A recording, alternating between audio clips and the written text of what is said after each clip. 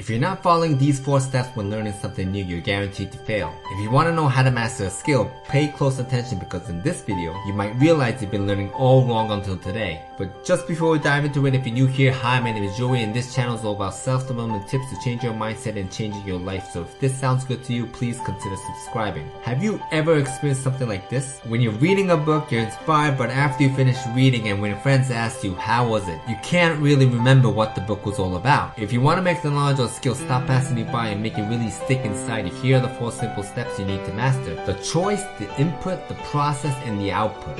Let's start off with the first step, the choice. It's so simple, but many people get this wrong. They try to gain a new skill they're not really passionate about. They try to learn a new skill or get a certification just because everyone else does or says so. No, mastering or being good at a high level in any field takes time and effort.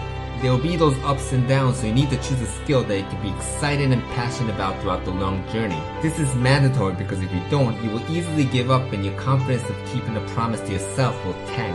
And that's the worst thing you can do when creating a new habit.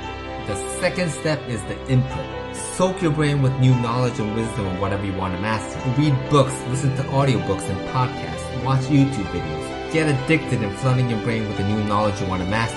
Install all the golden rules and principles and tips intensively. Remember that the thing you're trying to master, someone else has already gone that same road before.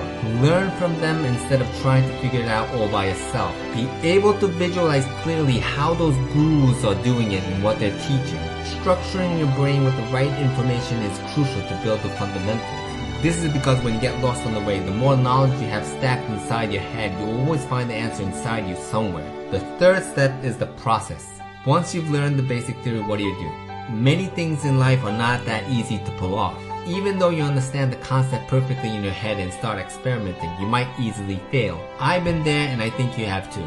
That's why we end up thinking that all the information out there is a scam. So what's missing? You need to adjust the things you've learned and customize it and cultivate it in your own style. There's always a different way of being good at something and the tips and tricks are slightly different. This is common sense because everyone has different personalities and living in a different environment. We all have different circumstances and talents. You can't just copy someone and think you can achieve the same skill easily.